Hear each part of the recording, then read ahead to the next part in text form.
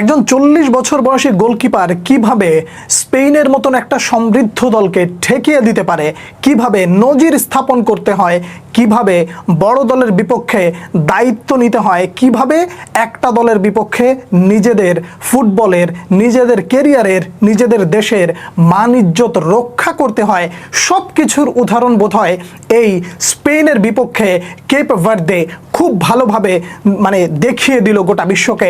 আপনি কতটুকু অবাক হয়েছেন? কিভাবে আপনি আপনার ভাষা বা অভিব্যক্তি প্রকাশ করবেন? যত শব্দ বলবেন প্রত্যেকটা শব্দ বোধহয় আপনার জন্য কম হয়ে যাবে। যদি প্রথমার্ধ নিয়ে শুরু করি, প্রথমার্ধে যতগুলো চান্স ক্রিয়েট হয়েছে প্রত্যেকটা চান্সে গোল হবার মতন যথেষ্ট পরিমাণে সুযোগ ছিল, কিন্তু একজন গোলকিপার মনে হয় 4 হাত পাও দিয়ে না, এক পাশে তার ম্যানুয়েল নুয়ের দাঁড়ানো, আর এক পাশে থিবো কুর্তোয়া দাঁড়ানো, মাথার উপরে মনে হয় বুফন দাঁড়ানো, এবং সামনের উপরে কেসিয়াস দাঁড়িয়ে বলছে যে আমরা 4 জন তোমাকে মোটামুটি রক্ষা করার জন্য আছি।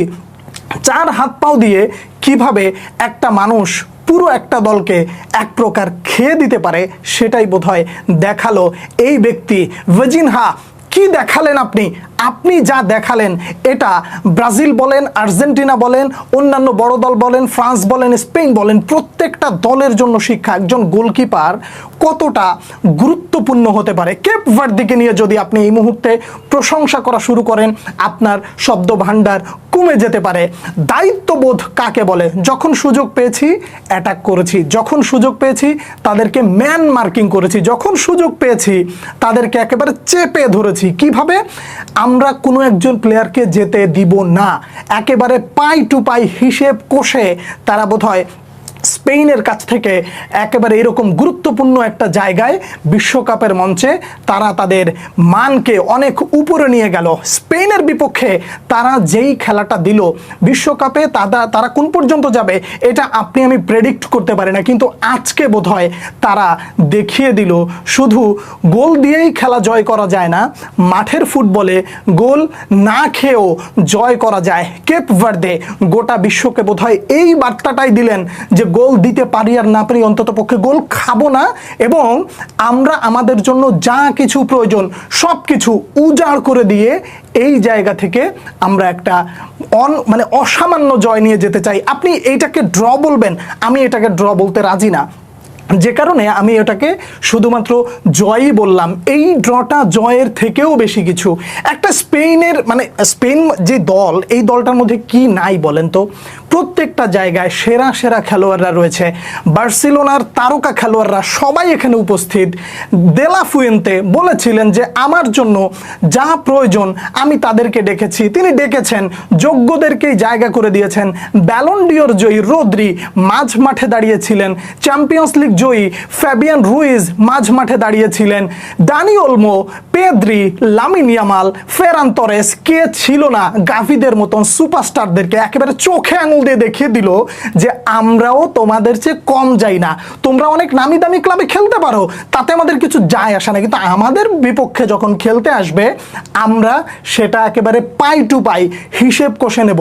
আসো তোমরা গোল দাও, আমরা কিভাবে ডিফেন্ড করতে পারি সেটাও আমরা দেখিয়ে দিতে পারি। একজন 40 বছর বয়সী গোলকিপারের কাছ থেকে এই ধরনের অতি মানবীয় সেভ আপনি সর্বশেষ কবে দেখেছিলেন? দেখুন, এত উত্তেজিত কেন হয়ে যাচ্ছে জানেন? এই সেভগুলো যদি থিবো কুর্তোয়া দিত আপনি কি রিয়াকশন দিতেন? ঠিক আছে, থিবো কুর্তোয়ার কাছ থেকে এরকম কিছু একটা হতেই পারে। যদি ম্যানুয়েল নুয়ের দিত আপনি বলতেন the wall, the number one, এত প্রশংসায় প্রশংসিত করতেন। কিন্তু একজন 40 বছর বয়সী গোলকিপার যখন করছে তখন আর নিজের কণ্ঠকে নিচু করতে পারছি না, ব্যালেন্স করতে পারছি না। মনে হচ্ছে যে এইভাবেও আসলে ফুটবল খেলা যায়, এভাবেও মানুষকে অবাক করা যায়।